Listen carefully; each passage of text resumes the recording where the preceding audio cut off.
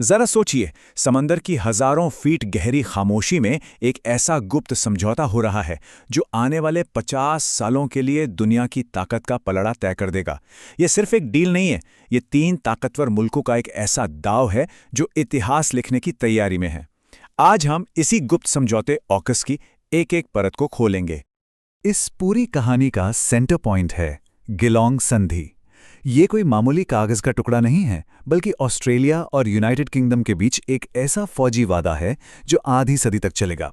और ये वादा हिंद प्रशांत के भविष्य को नए सिरे से लिखने की शुरुआत है। चलिए देखते हैं कि कैसे। तो आखिर है क्या ये 50 साल का वादा? पर्दे के पीछे की इस गिलोंग संधि का असली चेहरा क्या है? देखिए, गिलोंग संधि कोई आम रक्षा सौदा बिल्कुल नहीं है। ये पूरे 50 साल की एक बहुत बड़ी कमिटमेंट है जिसका सिर्फ एक ही मकसद है, न्यूक्लियर पावर से चलने वाली पनडुब्बियों का एक नया बेड़ा तैयार करना। मतलब डिजाइन से लेकर बनाने और चलाने तक हर कदम साथ मिलकर उठाया जाएगा। पर ये गिलोंग संधि अपने आप में पूरी कहानी नहीं है। ये तो एक बहुत बड़ी रणनीतिक तस्वीर का सिर्फ एक हिस्सा है, और उस बड़ी तस्वीर का नाम है ऑकस। ये संधि ऑकस की नींव का एक बहुत जरूरी पत्थर है। तो ऑकस साल 2021 में ये बना।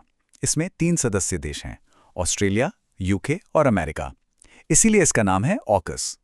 इसका मकसद है इन तीनों देशों के बीच रक्षा सहयोग को एक नए लेवल पर लेकर जाना। लेकिन ये काम कैसे करता है? इसकी पूरी रणनीति 2 मजबूत पिलर्स पर टिकी है।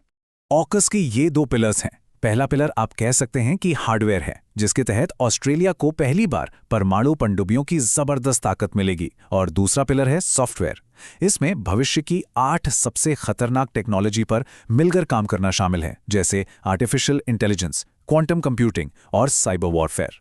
और ये कोई 2-4 साल का प्रोजेक्ट नहीं है, ये एक लंबी मैराथन है जो दशकों तक चलेगी। 2030 के दशक में अमेरिका अपनी वर्जीनिया क्लास पनडुब्बियां ऑस्ट्रेलिया को देगा।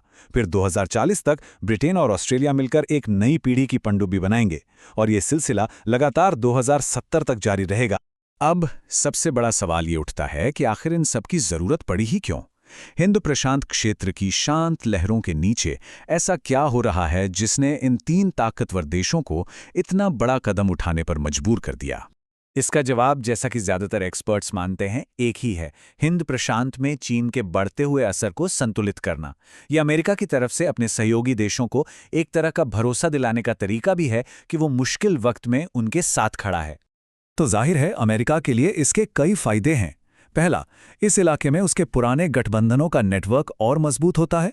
दूसरा, दक्षिण पूर्व एशिया में उसकी सैन्य मौजूदगी बढ़ जाती है। और तीसरा, अमेरिकी डिफेंस कंपनियों के लिए अरबों डॉलर का एक नया बाजार खुल जाता है। अब कई लोग ऑकस और क्वाड को लेकर कंफ्यूज हो जाते हैं, लेकिन दोनों में जमीन आसमान का फर्क है। क्वाड, जिसमें भारत भी शामिल है, वो एक रणनीतिक बातचीत का मंच है जो कूटनीति और सहयोग पर ज्यादा जोर देता है। वहीं दूसरी तरफ ऑकस पूरी तरह से हार्ड पावर यानी सीधी सीधी सैन्य ताकत पर फोकस करता है। ये एक खालिस सैन्य गठबंधन है। लेकिन जैसा कहते हैं ना, जितना बड़ा दाव उतना ही बड़ा रिस्क। और ऑकस एक बहुत बड़ा जुआ है। इसमें जितनी बड़ी ताकत हासिल करने की उम्मीद है, उतने ही बड़े खतरे भी छिपे हैं। एक भी गलत कदम और नतीजा बहुत बुरा हो सकता है।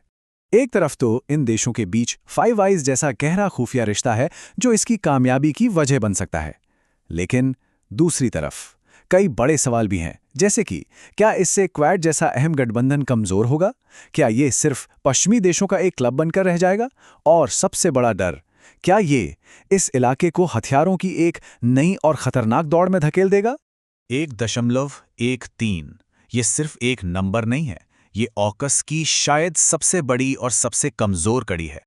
और इस नंबर का मतलब ये है, आज अमेरिका एक साल में औसतन सिर्फ 1.13 पनडुब्बियां ही बना पाता है, लेकिन अपनी ज़रूरतें और ऑकस के वादे पूरे करने के लिए उससे हर साल 2.33 पनडुब्बियां बनानी होंगी, यानी दोगुने से भी ज़्यादा। ये जो प्रोडक्शन का इतना बड़ा गैप है, ये पूरे समझौते की नींव को हिला सकता है। लेकिन अगर ये वादा पूरा हो गया तो इसका इनाम भी उतना ही बड़ा होगा।